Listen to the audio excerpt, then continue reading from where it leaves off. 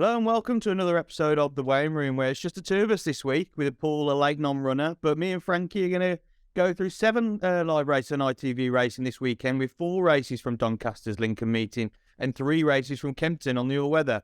Frankie, the flat is back. The flat is back. Yeah, it's a tricky weekend for betting.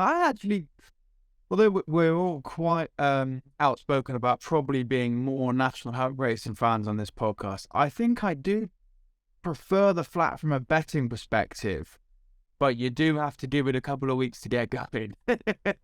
When the flat season starts, it is very tricky to get a proper grip on, the ability of some of the younger horses and also get stuck into some of the handicaps. So this weekend is always a tricky weekend for betting, but it does, for that reason, give you some prizes. So if you can land a winner, then they're usually a half decent price. So yeah, I mean, the flat's back, and I'm all for it. But I'm looking outside my window, and it doesn't look like flat racing weather. That's for sure. No, you know what? I agree. It's always tough at any start of the season, whether it's national or the flat. But we're going to try and find some winners. And like you said, looking outside my window as well, all we've been waiting for the national hunt season is rain. The first week of the flat, and it's basically soft, heavy ground, isn't it? Doncaster, obviously it's the all-weather at Kempton. But look, we'll try and find some winners anyway. And the first race we're going to cover, and it is on ITV Racing. It is the 150 EBF Brocklesby Stakes over 5 furlong. Look, we were talking on off air before this. This is probably the toughest race we'll ever have to have a go at tipping something in. But look, on ITV Racing, it's the first race. We want to try and kick off with a winner. And it's a race, Frankie, that you've got to try and find an angle, haven't you, from a pedigree perspective, or maybe horses that in their family like the soft, heavy ground that's going to be available at Doncaster, because every runner in the Brocklesby is having his first ever career run, isn't it? Yeah, you've got to have a little delve into the pedigree, maybe pay attention to the market as well, potentially have a look at what horses were sold for and at what sale. You might like to go with jockey and trainer combos. You've got to take what you can, because we haven't seen them race yet. The favourites obviously took some money and is the most expensive in the field, being sold for 250k at the Goff sale. So that's an obvious place to start. But in a big field like this, on softer ground than most probably have expected, I don't think I could be going with a 15-8 favourite. So if Valadero is a superstar, then great, but I'm not going to side with him. I'm going to go with Sankari, an each way price. Jason Hart and John Quinn, a decent pairing when they get together, and just a horse with a little bit more speed on the breeding side. Valadero might be a horse maybe in the future that gets better and better, but first start, 5 furlongs, you've got to have a bit of speed about you. And Sankari ticks those boxes on pedigree. Yeah, 12-1 currently in the market. Like you say, it's a jockey-trainer combination that's worked well over the last few seasons on the flat. And John Quinn, he always tries and finds that niche winner, doesn't he? And this is a niche race.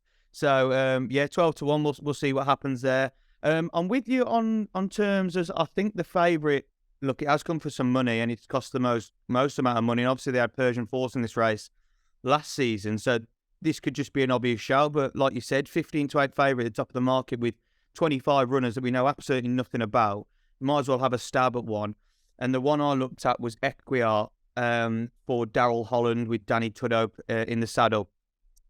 It's just on the premise that if I look through this horse's family, and they do prefer soft ground, his sire is a smart sprinter, obviously in Equiano, and his relations in the family, like I said, handled soft ground. So I'm just hoping this horse at 16-1, look, there's horses with better pedigrees in the field, but I just went off. I think the ground's going to be really testing, and maybe if you look through this horse's pedigree as well, there's horses that stayed 6-7 furlongs. And I know it's a sprinting event of 5 furlongs, but with the ground so heavy and so soft, you might just want a horse that might stay a little bit extra. So for me, Equiar, around the 16-1 mark, is interesting, but overall, it's not the biggest betting, punting race in the world, is it? And there will be more throughout this podcast that we can get stuck into properly. Right then, we go over to Kempton for their first big race on ITV, and he sees their feature, actually. It's the listed Magnolia Stakes over 1 mile, 2 furlongs. Frankie, this is quite a decent event, actually, isn't it?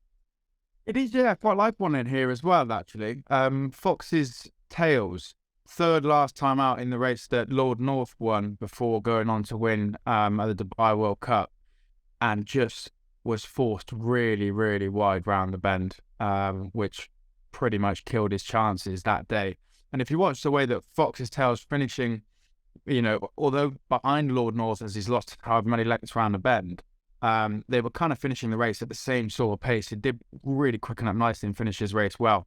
As I said, chances were kind of killed and has finished third in the end. But I think with a better passage round, if running to that same sort of form, deserves every chance here. And current, you could play at an each way bet to nothing. So yeah, I'd be quite keen on having an each way bet on Fox's Tails.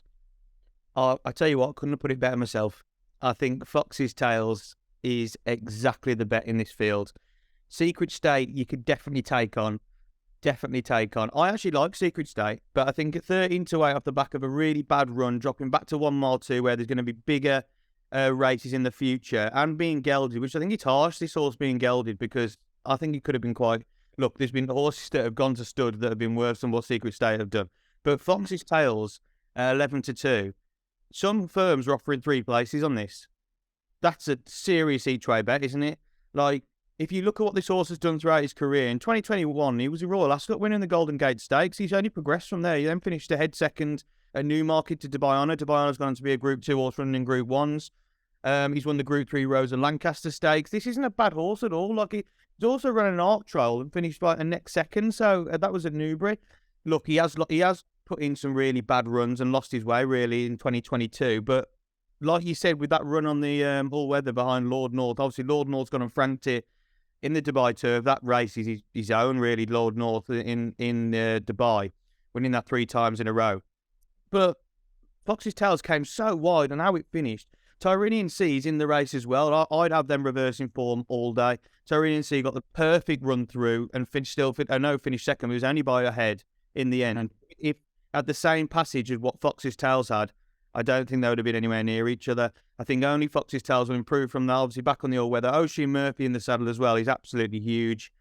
11-2. I think this horse wins, but I still would play it from an each-way perspective with 3 places on offer with some firms. So if you go have a shop about, I think that's a great bet and could be one of the bets of the weekend, really. Because at 11-2, I think that'll be much short, and I think you'll probably go 4-1, maybe 7-2. Right then, back over to Doncaster on the turf, and their first handicap event of the afternoon is the Spring Mile Handicap. Another tricky punting event, Frankie, but who caught your eye on this one? Yeah, this one is quite tricky. Two I'll mention.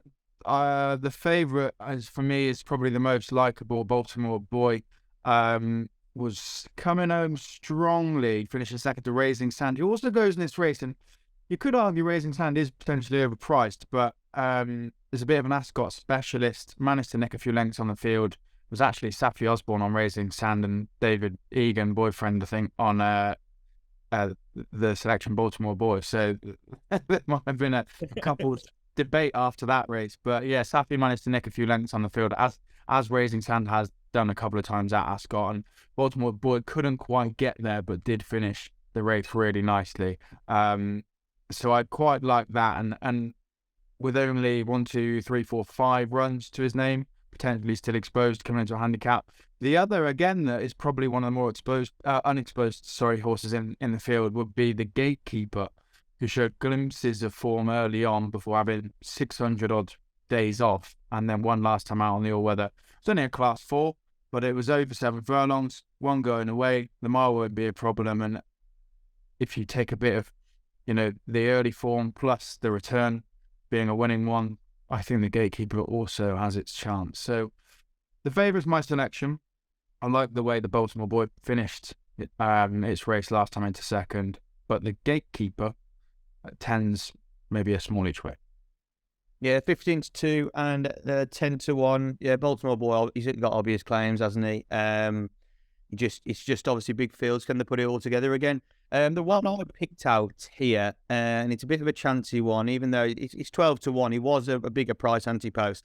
But Dirty Old Town for Grand Tour. Grand Tour has got a few actually in this race. Got Lion Tower as well. They'll probably go from the front and try and set the pace. But Dirty Old Town, if you look back at this horse's juvenile form, he was a winner on soft ground in 2021 at Chepstow. If you look who he beat that day, it was Kitsune Power. Kitsune Power's turned out to be quite a nice horse. The only bad thing is, like I say, it's chancy because he does have a tendency to throw in some bad runs, but that's why his handicap mark's probably lower than what it maybe should be. 2 starts ago at Doncaster in September on soft ground in a Class 2 handicap. He finished a good second. He got back to a bit of form. That was only second by a head, and that was to the Smart New Kingdom for Godolphin. But he wasn't able to replicate that, but that was on good ground on his last start at Ayr. He's down to a mark of 88. He's getting his preferred conditions. He's also wearing first-time blinkers, which I think is going to be a big thing for this horse. So, although he can chuck a bad one in and can easily finish absolutely nowhere in this race, I think at 12-1, he got a little each way squeaky putting it all together on his preferred conditions. So, Dirty Old Town for Grand Tour. I think he's got a chance in the 225. Another decent event from Kempton then on the Saturday is the London Mile Series Handicap. Frankie, give us your thoughts on this race. I'm going to be honest, if I could bypass this, I would. For some reason, it was a race where I could find more reasons not to back a horse as I was going through than I could to back one. So my selection's actually a bit of a kind of one of those soft each ways that you're hoping is quite consistent and can get into a place. And that's Brains, who this season has come third the last twice and won already. So it at least is in good form recently, has won at Kempton before as well, has the champion jock on board, has raced over the trip plenty of times. So it is just kind of like a solid, I know Brains can race, run his race in this, and is in decent form. And that was really the kind of the case I've made here in a field where I just nothing was standing out to me. So it's quite a boring one. I'm hoping Brains can be consistent and get in the places again at around 7s. You know what? I did exactly the same thing, and I did exactly the same selection. Brains, I think, is quite solid, actually, 7-1 each way. The favourite, Almama, is interesting for Andrew Baldwin, but I just think in a race like this at 9-2, if Almama was 7-1, I'd probably be tipping that. But because it's a bit short and I can probably maybe see getting backed, I wanted to take it on, and I just thought Brains, he's getting £6 as well in the race. And like you say, it's fairly solid course and distance winner that's got William Buick on. That any horse has William Buick on, you're going to have a look at because he's an absolute superstar. You just have a look what he's done now in his last few runs. He was a winner over course and distance back in December off a mark of 71. And then made back-to-back wins at Chelmsford in January. That was off £8 higher. Bumped up another £4 at Lingfield in February. He finished a good third. That was behind Unforgotten. Unforgotten's ran a good race in the Lincoln Trial at Wolverhampton since, so that I've got no problem with that form. He then ran off the same mark at Wolves. Brains did and was third again. He runs off the same mark again, so even though he hasn't been winning, he's still been running big races. And I just thought, 7-1, each way play, Brains, I'm with you, Frankie, can hit the frame. What looks a tough race. He does look a tough race, doesn't it? Because there's a lot of horses in there that could just be on their handicap mark, not on their handicap mark, and just go and win and go out the blue. So probably each way is the best place to play that race. One of the big races of the afternoon on ITV from Doncaster is the listed Cammidge Trophy over 6 furlongs. We have a lot of sprinters in here, some familiar faces coming back for their first runs on the flat this season. Frankie, who are you going with? Yeah, I'm going to mention 2 again. Fast Responses, Best RPRs, both come at Doncaster and on soft and heavy ground. The last being on heavy ground over 6 furlongs, which I thought was pretty impressive, quick and nicely, especially on the ground. And I nearly stopped there after kind of looking through. I thought that might be enough for me. A nice winner, course and distance on heavy ground last time. I think it's definitely overpriced Fast Response, but my selection is going to be King's Lynn. I wonder, there's a couple dropping down in class here and who have ran in better races, but King's Lynn, ran okay in a Platinum Jubilee and a British Champion Sprint Stakes, which are much better races than this. He won a Group 2 last season, and when last seen at Doncaster, won a listed race on soft ground. So has course and distance, ground, he's in class, and I think hopefully could be winning a race like this. So King's Lynn's the selection, but Fast Response for me is overpriced based off what he did last time here. Yeah, King's Lynn 13-2 for the King. So it'd be nice to see the King have a winner. I also judged the race, 2 against the field. I do respect El Caballo, but I think it's far too short, 5-2. He'll love the ground, absolutely love the ground. But I'm with you. I think Carl Burke has got the better horse in fast response at 10-1. I think, like you say, with fast response, his form at Doncaster, his RPR's there on soft ground as well. What's not to like? And at 10-1, I think he's far too overpriced. So Yeah. from an That last run was really impressive. yeah, I really agree. If you look at that run, was it the listed Wentworth Stakes, his last run? Yeah. Sahib's not a bad horse at all, and absolutely bolstered really by 2 lengths, and he's getting £2 off the market leaders. She is fast response. She's getting £2 off the market leaders. So I know it's not much, but every little helps in races like this when you're sprinting. So I think fast response at 10-1's too big a price, and I'll be playing that each way. But one at a shorter price, I also from an each way play, because I think there are extra places on offer from a similar for similar reasons of a bit of loves the ground, loves the course, is Asjad for James Horton. At the back end of last term, this horse really got his act together, winning a handicap off 101 over 6.5 furlongs at Doncaster on soft ground, up £3 and up to 7 furlongs in a hot contest at Ascot. He carried on his good form. He finished a close third in a big fielded, 17-runner handicap that day, with the second since Frankie in the form on a few occasions. So the form strong from that race. Off the same mark, back at Doncaster over the same course and distance as this race, he was a good second on soft ground, again behind the experienced sprinter Dakota Gold. So he holds some serious course form. He absolutely loves the conditions. He deserves his chance in listed company. He's still only 5 years of age. He could still be improving. So Asjad at 6-1 and Fast Response at 10-1 would be my each way plays against the field. But if Eraz wins, you know what? I've been on that horse so many times, and it's been gelded now. And if it wins and I haven't tipped it up, I'll shoot myself, because you can't believe it. But I will be watching Eraz, and I hope it runs well. But I hope it doesn't win. I hope he finishes third behind Ashad and Fast Response. But you know, how many times on this podcast do we tip horses and we have a stay or we jump off?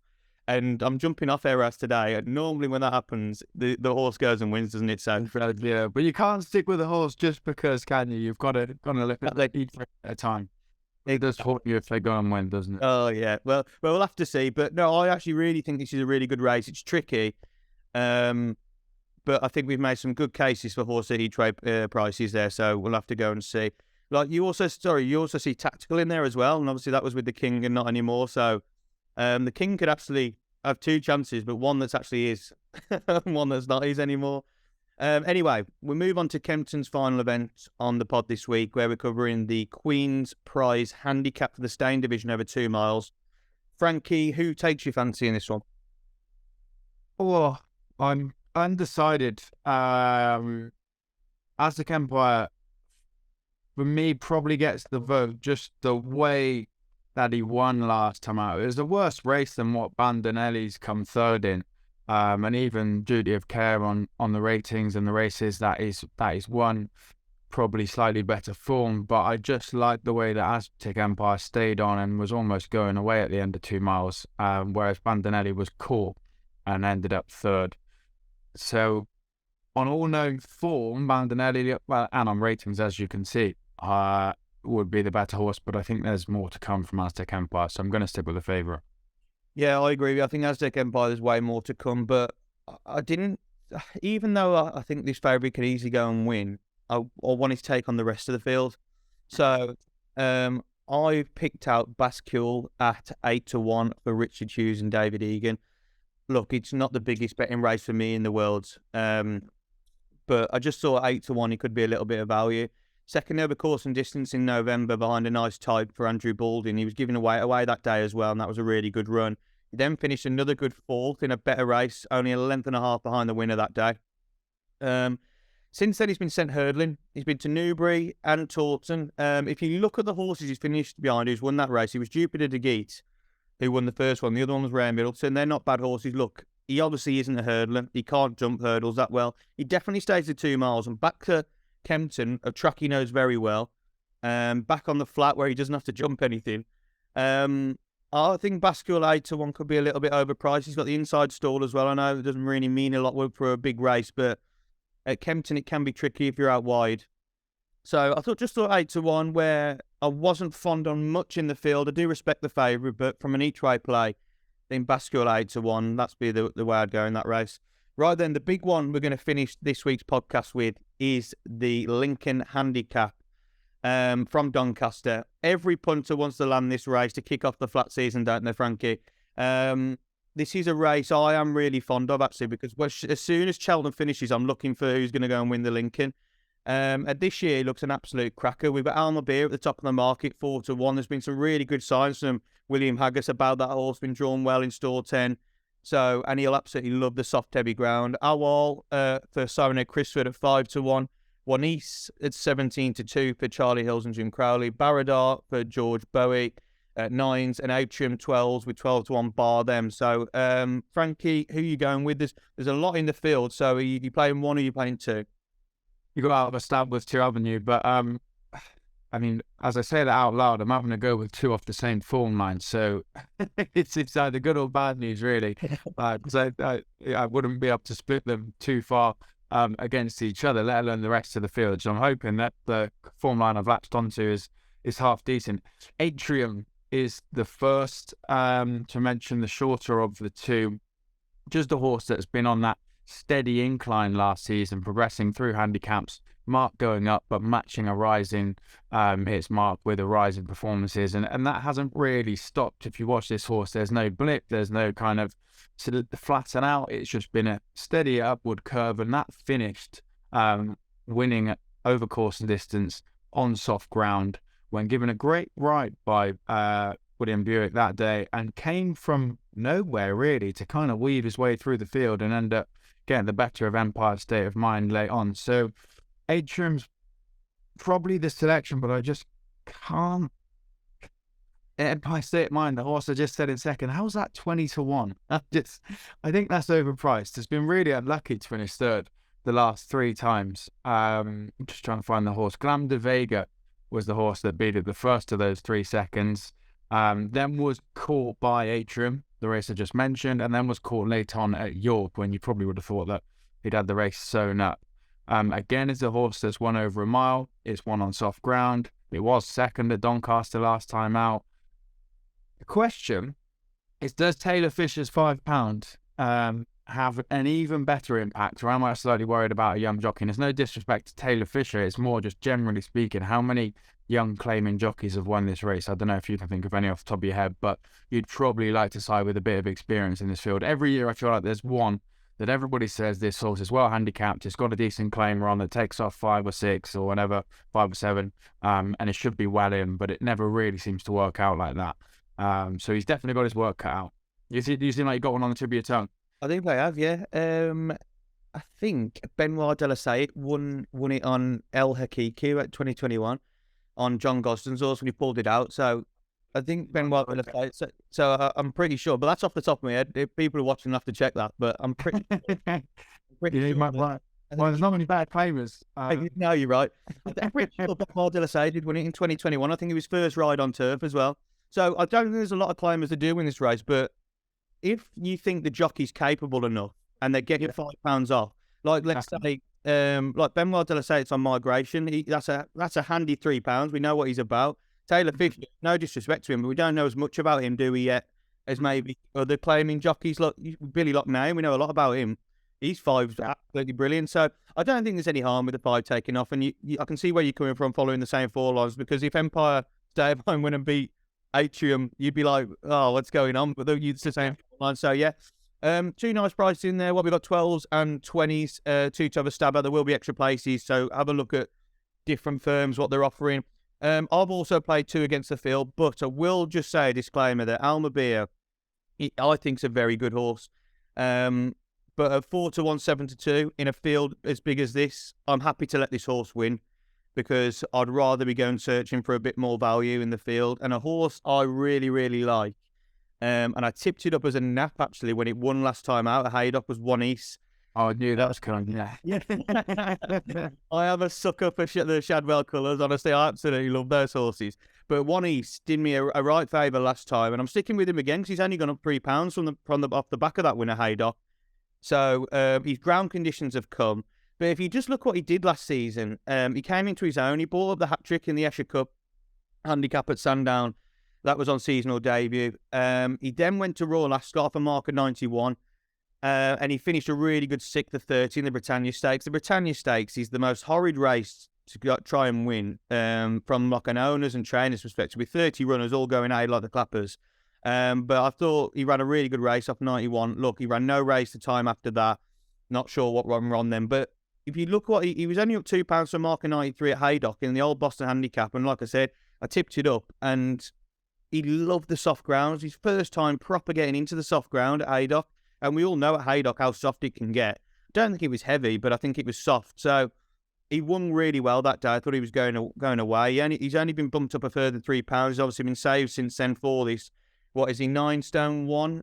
I think he's been backed into about 17 to 2 now. I did put him up as an anti-post column at 10 to 1, but at 17 to 2, I think he's still fair value. He's drawn stall 22. High numbers haven't done too badly in the past in this race. But yeah, 17 to 2 now. I think 1 East, he's got a cracking each way chance, and I'm just hoping that he can turn into the horse that I think he can turn into. So 1 East will be the first, and then close to him in the market, 9 to 1 is Baradar for George Bowie. He's another horse that will absolutely love the rain that's come down at Doncaster. If you actually look at this horse, he moved from Johnny Mertz over to George Bowie and didn't have much of a career in Ireland, to be honest. But when moving to George Bowie, and George Bowie's a bit of a master of this, he just gets a horse winning first time out. And on his first run over 7 furlongs at Doncaster in November, on heavy ground, he looks a completely different horse already. I just thought that was quite a taking performance. If you look at that win that came off a mark of 93, he's only up £4. So he's £1 higher than 1 East. So 9 stone 1, 9 stone 2 in the market. He's drawn on the opposite side of the track. But we have seen, even though I say stall 22 out and like he didn't too bad, in this race, because it's a straight, you've seen winners from lower as well on the handicap, and maybe with it being a bit softer, lower might prevail. So that's why I've tried to a different end of the spectrum.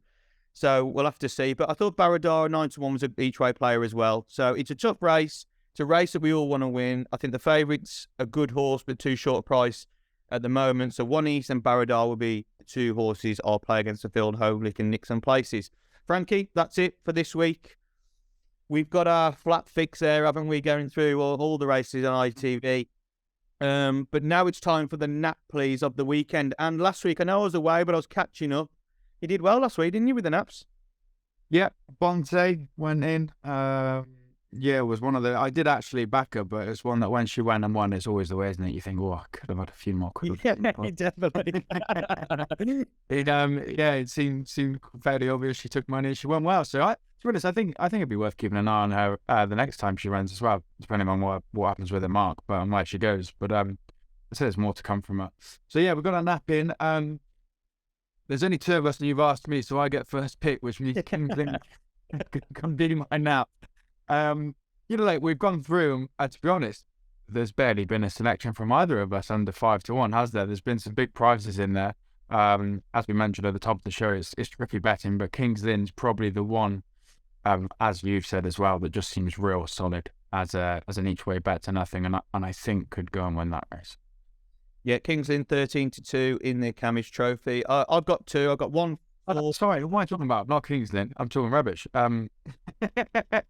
Just say King's in the Fox's Tail. I thought you were going to Fox's Tail.